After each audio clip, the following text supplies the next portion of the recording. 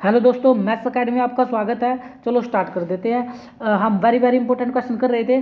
देखिए, सिद्ध कीजिए कि किसी वृत्त के परिगत समांतर चतुर्भुज समचतुर्भुज होता है। पहले तो मेरे को ये बताओ गिवन क्या है क्वेश्चन में भाई, तब समझाऊंगा मैं आपको। आपने स्टेटमेंट पढ़ी, क्या गिवन है? किसी वृत्त के परिगत समांतर चतुर्भुज, मतलब एक समांतर चतुर्भुज तो आपको गिवन है और इसको समचतुर्भुज करना है भाई, ये चीज़ है। क्या गिवन आपको? समांतर चतुर्भुज, और इसको क्या बनाना? समचतुर्भुज। अब आओ, किसी वृत्त के परिगत तो एक वृत्त बना लो भाई।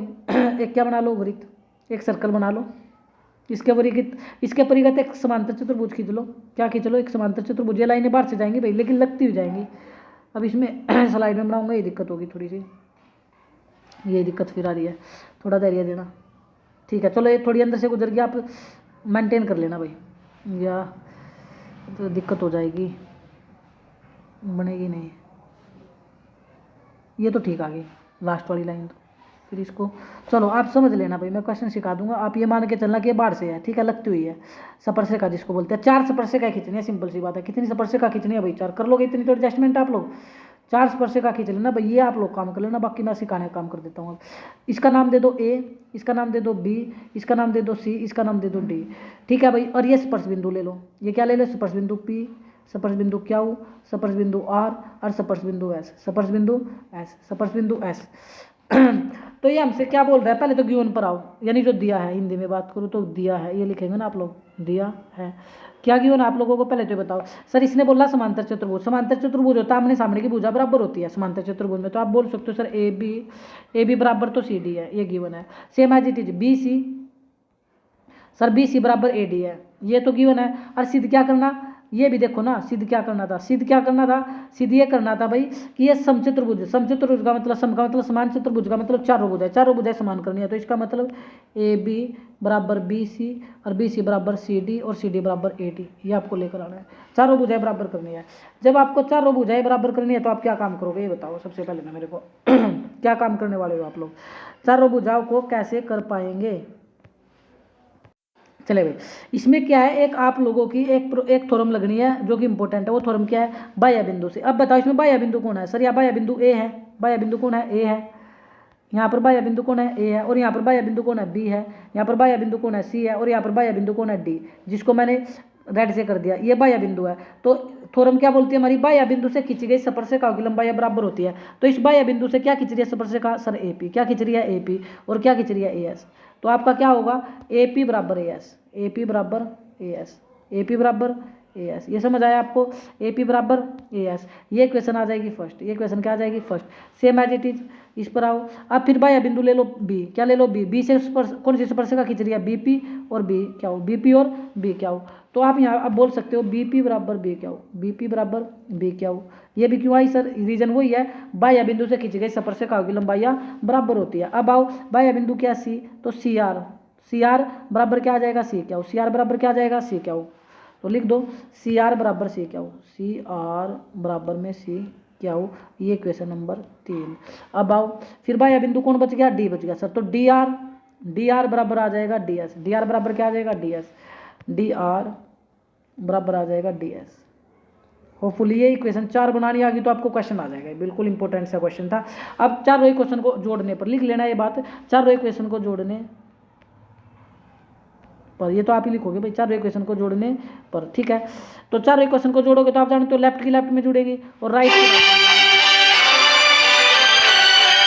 तो भाई आप इन चारों इक्वेशन को जोड़ दो। जोड़ने का तरीका मैंने बताया, लेफ्ट की लेफ्ट में जुड़ेगी, राइट की राइट में। सर कैसे? देखो ए पी में जुड़ेगा आपका बी पी, ऐड करो भाई, A P plus B P plus C R, C R plus में डी आर, प्लस में डी आर, और इक्वल टू में क्या आएगा? A S, A S plus में बी क्यू, बी क्यू में जुड़ेगा प्लस में सी क्यू, और सी क्यू में जुड़ेगा प्लस में डी एस। ठीक है भाई, अब आकृति में आप चलो, ए पी में मेरे को बी पी जोड़ना है। यहाँ आओ, इस ए पी में मेरे को बी पी जोड़ना है, तो ये पूरी ए बी क्या लाएगी? क्या क्या लाएगी? पूरी ए बी, एक मिनट रुकना भाई, पूरी क्या क्या लाएगी? A B. नया पेज ले रहा हूँ, ए बी प्लस। अब आओ सेकंड पर, अब ये आपने ए बी में बी पी जोड़ लिया। अब आप सी आर में डी आर जोड़ो, सी आर में क्या जोड़ो? D R. इस पर आओ, सी आर, ये रहा सी आर। इस सी आर में अगर डी आर जोड़ोगे तो ये पूरी क्या कहलाएगी? C d. क्या कहलाएगी? ये पूरी सी डी। तो ये हो गया C D. Is equal to, अब आओ फिर, अब आपको जोड़ना ए एस में डी एस, ए एस में क्या जोड़ना डी एस, तो जोड़ो ए एस में डी एस। सर ये रहा ए एस और ये रहा डी एस, अलग पेन ले लेता हूँ ताकि आपको नजर आए। ये रहा ए एस और ये रहा डी एस, तो ए एस में डी एस जोड़ोगे तो पूरा क्या कहलाएगा ए डी, क्या कहलाएगा ये ए डी प्लस। अब आप आओ इस पर बी क्याऊ में सी क्याऊ जोड़ो, बी क्याऊ में क्या जोड़ना सी क्याऊ, बी क्याऊ में कहाँ ये रहा बी क्याऊ और बी क्याऊ में क्या जोड़ना है सी क्याऊ, तो पूरी क्या कहलाएगी बी सी, क्या कहलाएगी पूरी B C plus B C. समझ आ गया आप लोगों को इतनी बात। अब ये a b plus c D equal to A D plus B c आ गया, ये कैसे है यहाँ से पता लग सकता है। देखो ए पी में बी पी जोड़ना, जो कॉमन है उसको भूल जाओ, पी कॉमन है दोनों में तो यहाँ से क्या बन गया ए बी, डायरेक्टली पता लग जाएगा, वहाँ भी मत जाओ चाहिए। यहाँ आर कॉमन है दोनों में, आर को छोड़ दो तो यहाँ से क्या बच गया सी डी। अब यहाँ देखो इसमें कॉमन एस है और इसमें भी कॉमन एस है, कॉमन कॉमन को छोड़ दो तो ये क्या बन गया ए डी, इसमें कॉमन क्या हो क्या हो, इसमें कॉमन कौन है क्या हो, तो ये क्या बन गया बी सी। आप डायरेक्ट ये भी स्टेप अपना सकते थे, ठीक है, वहाँ भी मत देखो जाए। अब a b plus c D equal to A D plus B c आ गया। अब क्या काम करना सर, अब गिवन था ना एक चीज़ भाई, उस पर आओ। एक बी को आप सी डी लिख सकते हो, ए बी बराबर क्या लिख सकते हो सी डी को, सी डी तो किसी एक में चेंज कर लो जिसमें मन करे, तो ए बी की जगह आप बच्चा सी डी लिख दे, क्या लिख दे सी डी प्लस में C D equal to A D plus B C. अब आओ ए डी बराबर बी सी गिवन था क्वेश्चन में, ए डी को क्या लिख सकते हो बी सी, जिसमें आपका मन करे उसमें आप कन्वर्ट कर दो, कोई दिक्कत नहीं है। आप ए डी को बी सी लिख सकते हो, मैंने पीछे दिखा दिया, तो प्लस बी सी। तो कितने सी डी हो गए सर, दो सी डी, और कितने बी सी हो गए सर, दो बी सी, दो से कट गया दो, तो सी डी बराबर आ गया बी सी, सी डी बराबर क्या आ गया बी सी। ये इक्वेशन आ गई आपकी 5। अब जब ये इक्वेशन आप ले आओगे ना सी डी बराबर बी सी, तो जो आपको रोम्बस साबित करना था वो हो गया, आप यहाँ डायरेक्ट लिख सकते हो, ज़्यादा कन्फ्यूज नहीं होना। ए बी बराबर बी सी बराबर सी डी और सी डी बराबर ए डी। ये कहाँ से कर दिया सर, इक्वेशन 5 से, आप पूरा लिख लेंगे ना इक्वेशन 5 से। वैसे मैं बताऊंगा कि ये सारी इक्वल कैसे होगी। यहाँ देखो सी डी बराबर बी सी अगर आ जाए आप लोगों का, ये देखो आप बोल रहे हो कि सर सी डी, ये सी डी, ब्लैक पेन लेता हूँ, ये सी डी, इस सी डी बराबर बच्चा बोल रहा है, इस सी डी बराबर बच्चा बोल रहा है कि बी सी हो गया, क्या हो गया ये लाइन होगी, ये लाइन होगी, ये बोल रहा है भाई बच्चा। अब आप एक बात बताओ मेरे को, ये जो ब्लैक की है मैंने, कि पहले जो गिवन था हमें पहले तो ये गिवन था कि ए बी बराबर सी डी, ये तो हमें पहले गिवन था भाई, और बी सी बराबर ये रही बी सी बराबर ये ए डी, ये गिवन था।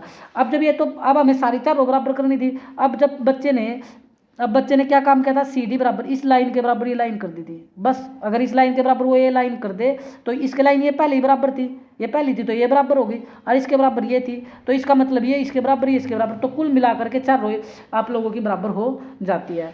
तो आपको समझ आया होगा। जय हिंद जय भारत।